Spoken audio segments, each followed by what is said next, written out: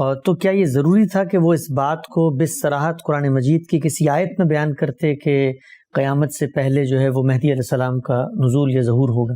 اس سے بھی پیچھے جائیے، آدم علیہ السلام کے زمانے سے اس کو ایمانیات میں شامل ہونا چاہیے تھا۔ سلامتی ہے ان آنکھوں پہ جو ہدایت پہ نظریں جمائے بیٹھی ہیں، ان کانوں پہ جو ذکر خیر کے منتظر رہتے ہیں، اور ان قدموں پہ جو ہدایت کی راہ پہ گامزن ہیں۔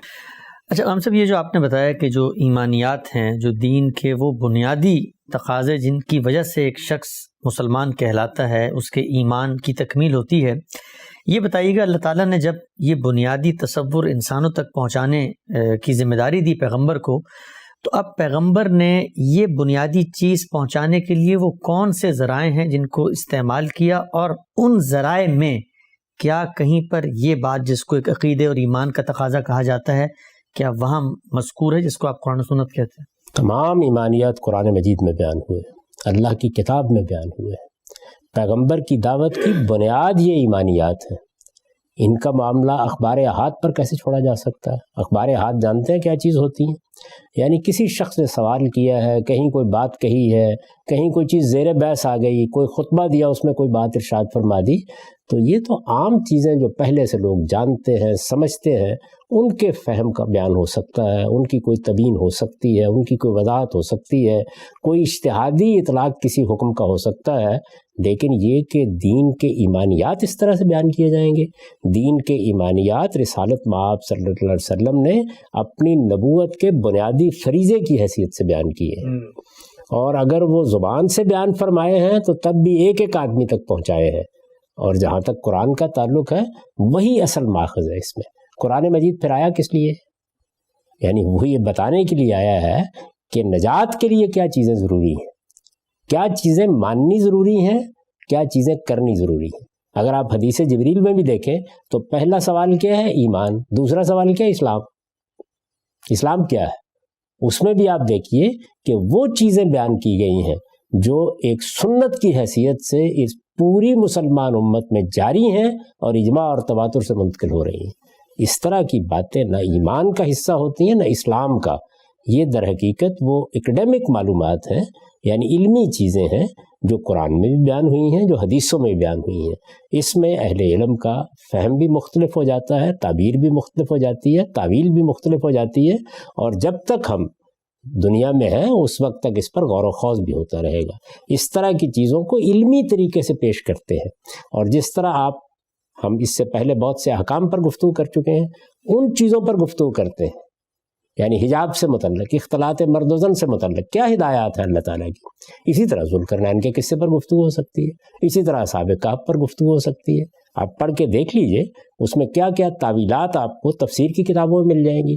ہم نے بھی اپنا نقطہ نظر اس میں بیان کر دیا ہے، تو اس کو اس طرح دیکھا جائے گا، یعنی یہ تفسیری علم ہوگا۔ اس کو ایمانیات کی فہرست میں کیسے شامل کیا جا سکتا ہے؟ اور اگر یہ چیزیں شامل کی جا سکتی ہیں تو پھر ایمانیات کی فہرست کو ذرا اور وسیع کیجئے، اور یہ ساری چیزیں جو میں نے بیان کی ہیں وہ بھی اس میں نقل کر دیجئے۔ ذوالقرنین پر بھی ایمان لانا ہوگا، ہمیں اصحاب کہف پر بھی ایمان لانا ہوگا۔ وہ چیزیں قرآن کے بیانات ہیں، قرآن ایک آدمی پڑھے گا، اللہ کی کتاب کی حیثیت سے پڑھے گا، اس کو سمجھے گا، جو اس کا فہم ہوگا اس کے مطابق اس کو حق حاصل ہے کہ اس کو بیان کرے۔ اس طرح کی تمام چیزیں اصل میں علم کے دائرے کی چیزیں ہیں، نہ کہ ایمان کے دائرے کی چیزیں۔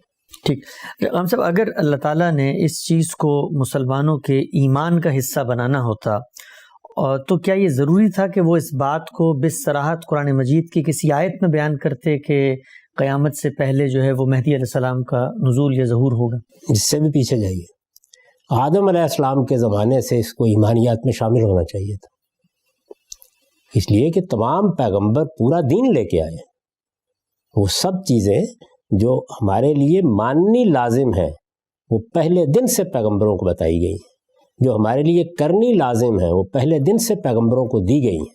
نماز دی گئی ہے، روزہ دیا گیا ہے، حج دیا گیا ہے، زکوٰۃ دی گئی ہے، یعنی اس کی نوعیت میں تمدن کے لحاظ سے تبدیلیاں بھی آتی رہی ہیں، لیکن یہ پوری چیزیں ہمیشہ سے موجود رہی ہیں۔ تو اس کو پیغمبروں کی ہدایت میں بھی ہونا چاہیے، اس کو قرآن مجید میں بھی بیان ہونا چاہیے۔ قرآن مجید نے آ کر جب بنی اسماعیل کو دعوت دی تو سارے ایمانیات پیش کیے جائیں گے نا ان کے سامنے۔ وہ قرآن مجید اور کس چیز کی کتاب ہے؟ یہی بیان کرے گا. لہٰذا کوئی عقیدہ، کوئی ایمانیات کی چیز ایسی نہیں ہو سکتی جس کو قرآن نے بیان نہیں کیا. وہ ہر حال میں قرآن مجید کی بنیاد پر مانی جائے گی، اور جس نے بھی اس کے بارے میں بات کرنی ہے وہ قرآن مجید سے اس کا استدلال کرے گا. میں تو یہ عرض کر رہا ہوں کہ قرآن مجید میں بہت سی چیزیں بیان ہوئی اسی نوعیت کی. یہ مستقبل کے اخبار ہیں نا، مہدی آئیں گے، سیدنا مسیح کا نزول ہوگا، مستقبل کے اخبار ہیں. وہ ماضی کے اخبار ہیں تو ان کو ہم کیسے دیکھتے ہیں؟ موسیٰ علیہ السلام کا واقعہ ہے، فرعون کے پاس گئے ہیں، عصا کا معجزہ دکھایا ہے، ید بیضا کا معجزہ دکھایا ہے، یہ گفتگو ہوئی ہے، یہ سب کچھ قرآن میں بیان ہوتا ہے. قرآن کے ایک ایک حرف پر ہم ایمان رکھتے ہیں، لیکن یہ علمی چیزیں ہیں جن کو سمجھنے میں اختلافات ہو سکتے ہیں. اس لیے یہ ایمانیات کی فہرست میں کبھی شامل نہ ہو سکتے، نہ ان کو کرنا چاہیے. ایمانیات وہی ہیں جو اللہ کی کتاب نے بیان کر دیے ہیں. اور میں عرض کر رہا ہوں کہ اللہ کی کتاب میں اگر لوگ نہیں سمجھ پائے تو رسالت مآب صلی اللہ علیہ وسلم نے جبریل امین کے ساتھ ملاقات میں یہ چیزیں بیان کیں، اور اسی طرح بیان کی ہیں. مل ایمان، ایمان کیا ہے، مل اسلام، اسلام کیا ہے. اس کے بعد یہ فرمایا ہے کہ یعلمکم دینکم، یہ جبریل آئے تھے تم کو دین سکھانے کے لیے آئے تھے. تو پیغمبر نے جو دین سکھایا ہے اس میں تو اس طرح کی کسی چیز کا کوئی ذکر نہیں ہے. تو باقی حضرات کیا حیثیت رکھتے ہیں کہ وہ ان چیزوں کو ایمانیات یا عقائد کی حیثیت سے لوگوں سے منوائیں؟ علمی طریقے سے اپنی رائے بیان کریں، جس کو اطمینان ہوگا وہ مان لے. ٹھیک. ریحان صاحب، آپ نے حدیث جبریل کا ذکر کیا. اسی حدیث میں رسالت مآب صلی اللہ علیہ وسلم سے جب علامات قیامت کے بارے میں استفسار کیا گیا تو جو علامت آپ نے بیان کی کہ عرب کے یہ ننگے پیر ننگے بدن جو چرواہے ہیں یہ عمارتوں کی تعمیر میں ایک دوسرے سے سبقت لے جائیں گے، یتطاولون فی البنیان، تو یہ جو علامت ہے یہ بھی تو قرآن مجید میں بیان نہیں. لوگ پھر سوال یہ کرتے ہیں کہ اگر ایک علامت قرآن میں نہیں آئی ہے تو پھر دوسرے کے بارے میں یہ کیوں اصرار ہے کہ اس کو بھی قرآن میں آنا چاہیے؟ دیکھیے، اس پر تو الگ سے گفتگو کریں گے کیوں آنا چاہیے اور کیوں نہیں آنا چاہیے. اصل چیز یہ کہ علامات قیامت جو بھی بیان کی جاتی ہیں یہ اصل میں کیا ہے؟ مستقبل کے اخبار ہیں، یعنی کچھ اطلاعات ہیں جو آپ کو دی گئی ہیں تاکہ جب یہ سامنے آئیں تو لوگوں کے لیے ازدیاد ایمان کا باعث بنے. رسالت مآب صلی اللہ علیہ وسلم کی دعوت سے متعلق لوگ متنبع ہوں، یہ سمجھیں کہ یہ اللہ کے پیغمبر نے بتایا ہوا ہے، اور اس طرح ہر دور میں رسالت مآب صلی اللہ علیہ وسلم کی تصدیق و تائید کے آثار لوگوں کے سامنے آتے رہیں. یہ ان کا مقصد یہ ہوتا ہے. لیکن یہ اپنی اصل کے لحاظ سے کیا ہے؟ مستقبل کے اخبار. تو مستقبل کے اخبار میں نے عرض کیا کہ قرآن میں بھی بیان ہوئے ہیں، ماضی کے اخبار قرآن میں بیان ہوئے ہیں. قرآن مجید میں فلاں بات کو ہونا چاہیے یا نہیں ہونا چاہیے اس کا تعلق اس کی اہمیت سے. جب آپ یہ کہیں گے کہ یہ عقیدہ ہے، جب یہ کہیں گے یہ ایمان ہے، تو پھر ظاہر ہے کہ بیان ہوگا. جو دونوں علامتیں بیان ہوئی ہیں وہ حدیث میں بیان ہوئی ہیں، اس پر گفتگو ہو سکتی ہے، اس پر بات ہو سکتی ہے، اس کے بارے میں لوگ اپنی تعویلات بیان کرتے رہے ہیں. قرآن مجید کے لیے کیوں لازم ہوا کہ ان کو بیان کریں؟ بہت سے ماضی کے اخبار ہیں آپ کو روایتوں میں ملتے ہیں، وہ قرآن مجید میں مذکور نہیں ہے. قرآن کس لیے آیا ہے؟ یعنی قرآن تو اس لیے آیا ہے کہ وہ لوگوں کے لیے نذیر ہو، نذیر للعالمین، وہ آخرت کے بارے میں خبردار کرے اور دین کے مبادی اور اصول بیان کر دے تاکہ لوگوں کے سامنے خدا کی ہدایت بالکل بے کم و کاست آ جائے.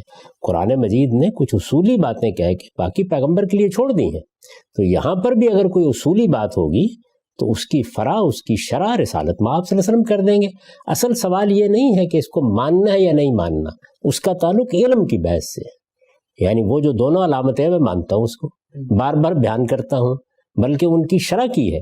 یہ بتایا ہے کہ ان تلد الامۃ ربتہا کا صحیح مفہوم کیا ہے، یہ بتایا ہے کہ اس میں جن چرواہوں کا ذکر ہے وہ عرب کے چرواہے ہیں، اس پر بھی یہ گفتگو کی ہے. لیکن یہ تو کبھی تصور بھی نہیں کیا جا سکتا کہ یہ دونوں علامتیں ایمانیات کا حصہ بن گئی ہیں. اور اگر یہ علامات یہ ایمانیات کا حصہ تھیں تو پھر رسالت مآب صلی اللہ علیہ وسلم کو پہلے سوال کے جواب میں بیان کرنی چاہیے تھی. یعنی مال ایمان کے جواب میں تو آپ نے بیان نہیں کی، مال اسلام کے جواب میں بھی بیان نہیں کی. تو آخری سوال ہے کہ قیامت کب آئے گی؟ یعنی قیامت پر ایمان بیان ہو گیا اوپر، قیامت کب آئے گی؟ اس سوال کا جواب رسالت مآب صلی اللہ علیہ وسلم نے دیا ہے کہ نہ میں جانتا ہوں نہ پوچھنے والا جانتا ہے. اس کے بعد یہ ہے کہ کچھ علامات بتا دیجئے. تو علامات بتائی ہیں، یہ اخبار ہیں، ان کو اخبار النبی کہیے، یعنی رسالت مآب صلی اللہ علیہ وسلم کی طرف سے دی گئی اطلاعات. یہ اگر روایت کی روح سے ثابت ہوں گی، ان پر تحقیق کی جائے گی، رسالت مآب صلی اللہ علیہ وسلم کی طرف ان کی نسبت میں کوئی تردد نہیں ہوگا تو بیان کریں گے، اور اگر اس کا مدعا سمجھ میں آ جائے گا تو لوگوں کو سمجھائیں گے بھی۔ لیکن یہ سب علم ہے، اصحاب کہف کا قصہ علم ہے، ذوالقرنین کا قصہ علم ہے جو قرآن سے ہمیں حاصل ہوتا ہے۔ جب قرآن سے حاصل ہوتا ہے تو گویا ایک یقینی علم کی حیثیت اختیار کر لیتا ہے، لیکن فہم، مدعا کو سمجھنا، تعویل کرنا، آیتوں کا صحیح مقام کیا ہے اس کو جاننا، یہ سب علم کی بحث ہے۔ ایمانیات وہ ہیں جو آپ نے ہر کہو میں کو بتانے ہیں، ہر عارف و عامی کو بتانے ہیں۔ وہ ایمانیات خود رسالت مآب صلی اللہ علیہ وسلم نے وہاں بیان فرما دیے ہیں، اور قرآن مجید میں جگہ جگہ بیان ہوئے ہیں۔ ٹھیک۔ اگر ہم سب ایک سوال جو بالعموم کہا جاتا ہے کہ جب ہم یہ کہتے ہیں کہ اگر آپ اس کو ایمان کا حصہ قرار دے رہے ہیں تو بتائیں رسول اللہ صلی اللہ علیہ وسلم نے اس کو کہاں ایمان قرار دیا ہے، قرآن مجید میں کہاں زیر بحث ہے جس میں ایمان کی مکمل جو تفصیلات ہیں موجود ہیں؟ تو اس کے جواب میں ایک اعتراض یہ کیا جاتا ہے کہ یہ بتائیے کہ قرآن مجید کی وہ کون سی آیت ہے جو اس کی نفی کر رہی ہے؟ آپ نفی کی کوئی دلیل جب تک نہیں لاتے تب تک تو ہر چیز جو روایتوں میں آ جاتی ہے ہم ایمان کا حصہ بنا سکتے ہیں۔ بات ہے ایمان کا حصہ کیسے بنائیں گے؟ ایمان ہوگا تو ایمان کا حصہ بنائیں گے نا، وہ ایمانیات کی چیز ہونی چاہیے۔ یعنی ایمانیات کا حصہ اخبار نہیں ہوتے۔ میں نے تو عرض کیا ہے کہ ہر وہ چیز جو قرآن میں آ جائے گی اسے آپ ایمانیات کا حصہ بنا دیں۔ ایمانیات اور چیز ہے، اور علم جو قرآن مجید میں بیان ہوا ہے وہ اور چیز ہے۔ اس کو بیان کرنا ہے تو کتاب العلم میں بیان کر لیں۔ ایمانیات کو الگ رکھا جائے گا، شریعت کو الگ رکھا جائے گا، وہ دین کا پورا نظم ہے۔ یعنی دین کے کانٹینٹ جب بیان کیے جاتے ہیں تو اس میں ایمان، اخلاق یا الحکمہ ہے، اور پوری شریعت یا الکتاب ہے۔ یہ دین کا کانٹینٹ ہے جو لوگوں کو بتانا ہے، جس کو منوانا ہے، جس کی دعوت دینی ہے، جس میں غلطی پر متنبہ کرنا ہے۔ اس کے بعد علم ہے جو ہمیں قرآن مجید سے حاصل ہوتا ہے، وہ حدیثوں سے بھی حاصل ہوتا ہے، اس کو اپنے لحاظ سے دیکھا جائے گا۔ یعنی قرآن مجید میں اگر علم کی کوئی بات بیان ہوئی ہے، یہ تاریخ کا علم ہے نا جی، اس میں استدلال کیا گیا، عاد ثمود، عاد پر ایمان رکھتے ہیں آپ، ثمود پر ایمان رکھتے ہیں، ایمانیات میں بیان کرتے ہیں، لوگوں سے کہتے ہیں جب ان کو مسلمان کرتے ہیں کہ ایمان لاؤ، عاد بھی تھے اور ثمود بھی تھے، قوم فرعون بھی تھی۔ بھئی یہ علم کی باتیں ہیں، اور قرآن مجید میں چونکہ بیان ہوئی ہیں تو اس لیے یقینی علم ہے، تو ہم اس کو یقینی علم کی حیثیت سے بیان کریں گے۔ اور جہاں کہیں تعویل میں اختلاف ہوگا یا فہم میں اختلاف ہوگا اس میں لوگوں کو حق دیں گے کہ وہ اپنی رائے بیان کریں۔ ایمانیات کے بارے میں تو بحث ہی نہیں ہو سکتی۔ اللہ پر ایمان، فرشتوں پر ایمان، کتابوں پر ایمان، نبیوں پر ایمان، اور روز جزا پر ایمان، اس پر دین کی عمارت قائم ہے۔ اس وجہ سے ایمانیات کا فرق اور علم کا فرق سمجھنا چاہیے کیا ہے۔ ٹھیک ہے، ہم سب آگے بڑھاتے ہیں اس بحث کو۔ بہت تفصیل سے آپ نے یہ بات واضح کی کہ جو چیز کو عقیدہ کہا جاتا ہے اور جس کو کہا جاتا ہے کہ اس پر ایمان لانا گویا مسلمان ہونے کی شرط ہے، وہ خود قرآن مجید میں کیسے یا کہاں بیان ہوئی ہے، اور اس طرح کی چیزیں علم کی ہوتی ہیں، اس کا ایمان سے کوئی تعلق نہیں ہے۔ آگے بڑھتے ہیں۔ کہا یہ جاتا ہے کہ یہ جو ظہور مہدی کی روایت ہے، اس کی جو خبر ہے، یہ ایسا نہیں ہے کسی ایک حدیث، کسی دو حدیثیں، کسی چار حدیثوں میں آ گئی ہے، بلکہ یہ متواتر احادیث میں نقل ہوئی ہے۔ میں چند آپ کے سامنے اقوال رکھتا ہوں، پھر ہم جانیں گے کہ یہ متواتر حدیث کیا ہوتی ہے، اور کوئی بات اگر حدیث سے خبر واحد میں آئے اور متواتر میں آئے تو اس میں درجے کے لحاظ سے کیا فرق ہوتا ہے۔ ابن حجر عسقلانی کا ایک قول ہے میرے سامنے، یہ کہتے ہیں کہ ظہور مہدی کی احادیث حد تواتر تک پہنچی ہیں، اور سیوطی نے پھر اس کو مزید واضح کر کے کہا ہے کہ تواتر سے مراد تواتر مانوی ہے۔ اسی طرح شاہ عبدالحق محدث دہلوی لکھتے ہیں کہ اس باب کی بہت ساری روایات ہیں جو بالکل تواتر کے قریب ہیں۔ شوکانی کی میرے سامنے بعض عبارتیں ہیں، وہ بھی کہتے ہیں کہ ظہور مہدی کی روایات تواتر کی حد تک پہنچ جاتی ہیں۔ تو ذرا یہ بتائیے گا کہ یہ جو تواتر ہے، حدیث متواتر کی اصطلاح بھی ہمارے یہاں آتی ہے، اس میں اور خبر واحد میں کیا فرق ہوتا ہے، اور اگر کوئی چیز تواتر سے بیان ہو تو پھر اس کی اہمیت کیا بڑھ جاتی ہے؟ پہلے تو میں یہ بات عرض کر دوں کہ یہ جو عام طور پر عقائد کی بات کی جاتی ہے، جس پر میں نے اس سے پہلے تبصرہ کیا، تو عقائد اہل سنت کی کتابیں الگ سے لکھی گئی ہیں، عقائد اہل تشیع کی کتابیں الگ سے لکھی گئی ہیں۔ اس کا مطلب یہ ہے کہ جب ایک جماعت اپنے خاص نام کے ساتھ وجود میں آ گئی ہے تو اب اس نے کن کن چیزوں کو ماننا اپنی شناخت قرار دیا ہے۔ یعنی ایک ہے اسلام کے عقائد، وہ وہی ہیں جو بیان ہوئے قرآن مجید میں. اب کچھ لوگوں نے جب ایک خاص نقطہ نظر اختیار کیا یا ایک مدرسہ فکر قائم کیا تو انہوں نے کن چیزوں کو ماننا اہل سنت ہونے کے لیے ضروری قرار دیا یا اہل تشیع ہونے کے لیے ضروری قرار دیا. جیسے امامت کا عقیدہ ہے، اہل سنت تو اس کو نہیں مانتے نا، لیکن اہل تشیع کے ہاں وہ ایک طرح سے بنیادی عقیدے کی حیثیت رکھتا ہے. تو جو گروہ بعد میں وجود میں آئے ہیں وہ اپنے عقائد کی حیثیت سے ان کو بیان کرتے ہیں تو کریں، اس سے کوئی فرق نہیں پڑتا. لیکن جب آپ ان گروہوں سے اوپر اٹھ کر اللہ کے دین کو جس طرح کہ وہ خدا کے پیغمبر نے پیش کیا بیان کریں گے، وہاں وہی ترتیب ہوگی جو میں نے عرض کر دی ہے. تو یہ سمجھ لینا چاہیے کہ یہ عقیدے کا لفظ اصل میں کس پس منظر میں استعمال ہوتا ہے. خود اس لفظ اہل السنہ والجماع کو دیکھیے نا، یعنی یہ کہاں سے وجود میں آیا ہے؟ یہ جانتے ہیں آپ کے قرآن مجید نے صراحت سے بیان کر دیا ہے کہ اہل ایمان کے لیے ان کے باپ ابراہیم نے مسلمان کا لفظ استعمال کیا. سماکم المسلمین، میرے اور آپ کے لیے جو دین کی قائم کردہ شناخت ہے وہ کیا ہے؟ مسلمان ہونا. مجھ سے جب میرا مذہب پوچھا جائے گا تو میں کہوں گا اسلام، مجھ سے جب میری مذہبی شناخت پوچھی جائے گی تو وہ کیا ہے؟ مسلمان. تو پھر یہ اہل السنہ والجماع کیا ہے؟ جاننا چاہیے نا اس بات کو. آپ جانتے ہیں کہ ہماری تاریخ میں خوارج پیدا ہوئے، اور یہ بات میں عرض کر رہا ہوں خود اہل السنہ والجماع بھی عام طور پر اس سے واقف نہیں ہے. یعنی خوارج پیدا ہوئے. خوارج کے ہاں دو چیزیں بڑی امتیازی حیثیت رکھتی تھیں. ایک یہ چیز کہ وہ قرآن کے ساتھ سنت کو وہ حیثیت دینے کے لیے تیار نہیں تھے، چنانچہ انہوں نے رجم پر بحث کی، بعض اور چیزوں کا انکار کیا. دوسری جانب وہ انارکسٹ ہو کے رہ گئے، یعنی ان کے ہاں جو نظم اجتماعی ہے، یعنی اگر مسلمانوں کا کوئی سیاسی نظم قائم ہوتا ہے جس کو نظم اجتماعی کہیے تو وہ کہتے تھے کہ اس کی کوئی ضرورت نہیں ہے. یعنی جو لوگ بھی ہیں وہ اپنے طریقے کے اوپر مذہبی زندگی بسر کریں. تو نظم اجتماعی کو عربی زبان میں الجماع کہا جاتا ہے. رسالت مآب صلی اللہ علیہ وسلم کی بعض حدیثوں میں بھی یہی تعبیر استعمال ہوئی ہے. الجماع کیا ہے؟ السلطان، یعنی مسلمانوں کا سیاسی نظم، اس کے لیے عربی زبان میں الجماع کی تعبیر ہے. تو اہل السنہ والجماع کا کیا مطلب ہوا؟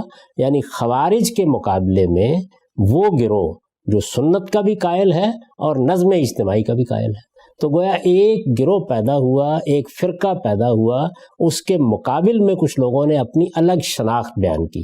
تو جس طرح اس شناخت کو ایک الگ نام دیا گیا، بالکل اسی طریقے سے عقائد کی فہرستیں بھی الگ الگ ہونا شروع ہو گئیں. تو میرے نزدیک ان دونوں کاموں کی کوئی ضرورت نہیں ہے.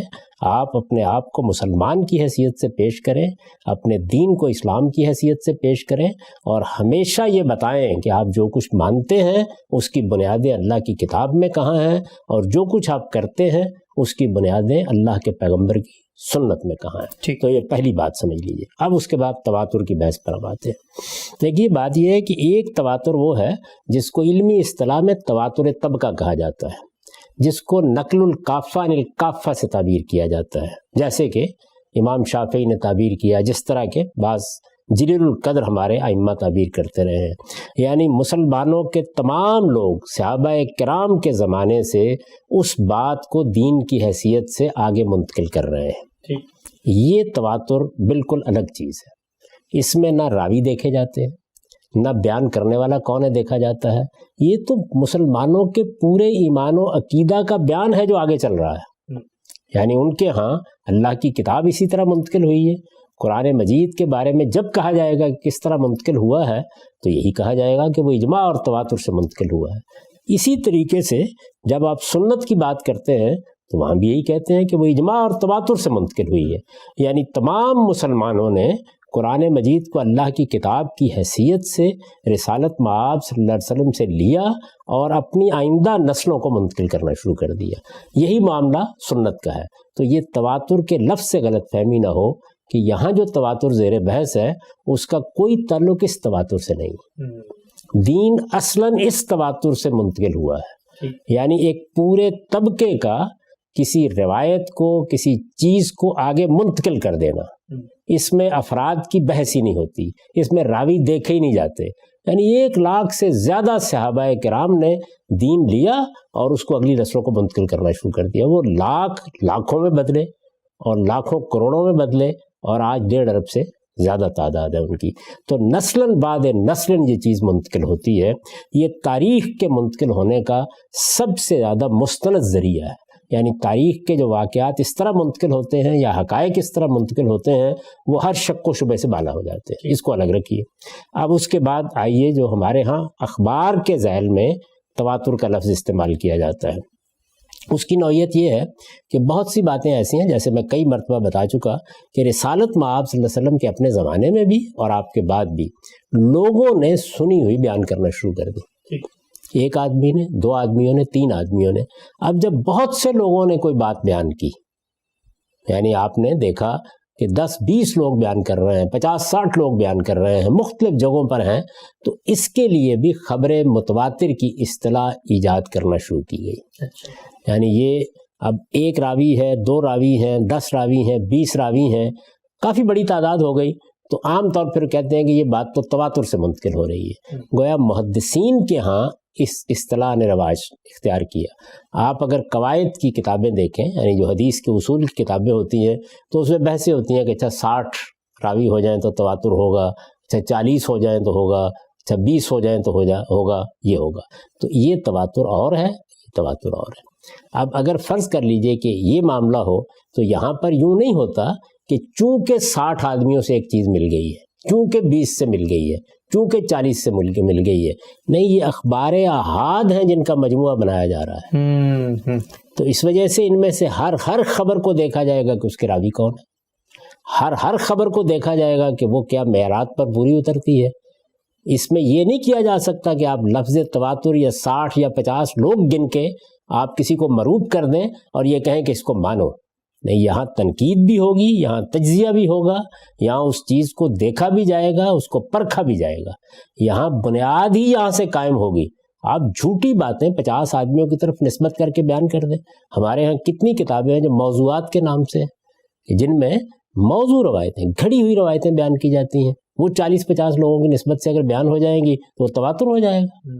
پہلے یہ ضروری ہے کہ اخبار احاد میں واضح کر چکا ہوں کہ علمی اصطلاح ہے. یعنی اس کا مطلب ہے کہ رسول اللہ صلی اللہ علیہ وسلم نے قرآن دے دیا, سنت دے دی, وہ تواتر و اجماع سے منتقل ہو گئے, لیکن کسی 1, 2, 4, 5, 10 لوگوں نے آپ کی کوئی سنی ہوئی بات بیان کرنا شروع کر دی, آپ کا کوئی دیکھا ہوا عمل بیان کرنا شروع کر دیا. یہ در حقیقت تاریخی ریکارڈ ہے, اور اس تاریخی ریکارڈ میں اس کی بھی اہمیت ہے کہ اگر یہ معلوم ہو کہ یہ بات 40 لوگ بیان کر رہے ہیں, لیکن 40 کو گننے سے پہلے دیکھا جائے گا 40 کون ہے. یعنی مجہول لوگ ہیں, صحابہ کرام ہیں, کیا تعداد ہے ان کی, یہ تو بات کا مسئلہ ہے. پہلا مسئلہ تو یہ کہ ہیں کون. تو وہ جو ہم اس سے پہلے کئی مرتبہ گفتگو کر چکے کہ حدیث کے علم میں 3 چیزیں دیکھی جاتی ہیں. بیان کرنے والے کا کردار کیا ہے, سیرت کیا ہے, جس کو آپ عدل سے, صدق سے, ثقافت سے, وثاقت سے بیان کرتے ہیں. پھر یہ دیکھا جاتا ہے کہ تاریخی لحاظ سے اتصال ہے. یعنی یہ بات بیان کی ہے اگر کسی نے اور یہ کہا کہ میں نے فلاں سے سنی ہے, تو ان کی ملاقات کا امکان بھی ہے, زمانہ ایک ہے. ایسا تو نہیں کہ وہ حضرت دنیا سے رخصت ہو گئے تھے, بعد میں پیدا ہوئے ہیں, ان کا اس شہر میں کبھی جانا ہی نہیں ہوا, ان کی ملاقات ممکن ہی نہیں ہوئی. تو اتصال دیکھا جاتا ہے. پھر اس کے بعد حفظ و اتقان کو دیکھا جاتا ہے. یہ چیزیں دیکھنے کے بعد بھی روایت فنی اصطلاح میں صحیح الاسناد ہوتی ہے. اب اس کا یہ مطلب نہیں ہے کہ وہ اب قبولیت کے درجے پر پہنچ گئی. اس سے اگلا قدم یہ ہوتا ہے کہ یہ دیکھا جائے کہ اس میں کوئی علت تو نہیں پائی جاتی, اس میں شذوذ تو نہیں پایا جاتا. شذوذ کا مطلب یہ ہے کہ کسی زیادہ ثقہ کی روایت کے مقابل میں تو نہیں کھڑی ہو گئی ہے آگے, اور زیادہ ثقہ لوگ مان لیتے ہیں. سب سے بڑی ثقہ چیز کیا ہے, وہ تو قرآن مجید ہے. تو قرآن کے خلاف تو نہیں ہے, سنت کے خلاف تو نہیں ہے, اس لیے کہ قرآن اور سنت وہ رسالت مآب صلی اللہ علیہ وسلم نے سب لوگوں کو دیے ہیں, وہ اجماع اور تواتر سے ہم تک منتقل ہو رہے ہیں. تو یہ دیکھا جائے گا. اسی طرح علم اور عقل کے مسلمات کے خلاف تو نہیں ہے. تو یہ تمام چیزیں دیکھنے کے بعد آپ کسی روایت کو قبولیت کی سند دیتے ہیں. قبولیت کی یعنی یوں نہیں ہے کہ اس کی حجت اب دنیا پر قائم ہو گئی ہے. میرے نزدیک, میری تحقیق کے مطابق یہ مقبول ہے, قبول کی جا سکتی ہے. امام بخاری کو نہیں اتفاق ہوا اس سے. امام بخاری کے نزدیک وہ مقبول ہے, امام مسلم قبول کرنے کے لیے تیار نہیں ہے. تو اس میں اہل علم کا اختلاف ہوتا ہے. اس لیے اس کی حجت اسی شخص پر قائم ہوتی ہے جو اس تحقیق پر مطمئن ہو جائے. کہ یوں نہیں ہو سکتا کہ امام بخاری نے چونکہ قبول کر لیا ہے تو اب امام مسلم پر بھی قبول کرنا لازم ہو گیا ہے. وہ اپنے طریقے سے تحقیق کریں گے. اسی طرح ائمہ رجال میں بہت سے اختلافات ہو جاتے ہیں. ایک امام یہ بیان کر رہا ہوتا ہے کہ میری معلومات کی حد تک تو یہ آدمی بالکل عادل ہے، ثقہ ہے، ہر لحاظ سے قابل اعتماد ہے. دوسرا یہ بیان کر رہا ہوتا ہے کہ آپ کے تجربے میں یہ بات نہیں ہے، یہ جھوٹا ہے، یہ باتیں گھڑتا ہے، یا اس کے حافظے میں یہ نقص تھا، یا یہ روایت تو اس نے فلاں دور میں آ کے بیان کی ہے. تو یہ تمام بحثیں اس تاریخی ریکارڈ میں ہوتی ہیں. تو جب ان بحثوں سے گزر کر روایات کا ایک ذخیرہ ہمارے سامنے آ جاتا ہے، اب مثلا مثال کے طور پر وہ روایتیں 10 ہو گئی، وہ 20 ہو گئی، وہ 50 ہو گئی، تعدد طرق ہو گئی، اس میں بہت سے طریقوں سے آ گئی. اب آپ اس پہ یہ کہتے ہیں کہ یہ تو تواتر کے درجے پر پہنچ رہی ہیں. تو یہ وہ تواتر نہیں ہے، یہ ایک بالکل دوسری چیز ہے، اور یہ اخبار کے ذیل میں اس طرح زیر بحث آتا ہے. ٹھیک. اچھا امام صاحب، یہ جو تواتر جس کو ہم کہتے ہیں قرآن مجید کے بیان کے موقع کے پہ قرآن مجید جو ہے متواتر نسل در نسل، جیل ان الجیل، کافہ ان الکافہ، سنت کا بھی یہی معاملہ ہے. تو یہاں تو تواتر ہے نقل علم کا وہ ذریعہ جس کے ذریعے سے یہ انفارمیشن آگے ٹرانسفر ہو رہی ہے. سوال میرا آپ سے یہ ہے کہ جب تواتر ہم وہاں استعمال کر رہے ہوتے ہیں، اور ظاہری بات ہے کوئی دینی اصطلاح تو نہیں ہے، علم کی اصطلاح ہے، تو علم کی اس اصطلاح کو جو کہ دنیا میں رائج ہے، اس ٹرانسفارمیشن آف نالج کے لیے جو متواتر ہو رہا ہے، اس کو کیا حدیث کے باب میں جو ہمارے محدثین نے استعمال کیا، تو کیا آپ اس کو درست سمجھتے ہیں، اور آپ کی نظر میں حدیث پر بھی تواتر کا حکم لگایا جا سکتا ہے؟ میرے نزدیک بالکل نہیں لگانا چاہیے، یہ ویسے بھی غلط بات ہے، اور اخبار احاد کو اخبار احاد ہی کی حیثیت سے پیش کرنا چاہیے. لیکن میں نے تفصیل کر کے آپ کو یہ بتایا کہ یہ اس ذیل کی چیز ہے، یعنی اس کی بنیاد پر کوئی چیز اس تواتر میں داخل نہیں ہو جاتی کہ جس کے انکار کی گنجائش نہیں ہوتی. یہاں تو لوگ گنے جا رہے ہیں، تو گننے سے پہلے ان کو دیکھنا ضروری ہے، کون ہے، کہاں سے بات کر رہے ہیں، کس سے روایت کر رہے ہیں، سنی بھی ہے یا نہیں سنی، سمجھی بھی ہے یا نہیں سمجھی. یہاں وہ سب چیزیں زیر بحث آئیں گی، اور محدثین ایسا ہی کرتے ہیں. یعنی اس طرح کے جو تبصرے ہوتے ہیں یہ کر دیتے ہیں مختلف لوگ، لیکن محدثین جب ان چیزوں پر کلام کرتے ہیں تو ایسے ہی کرتے ہیں.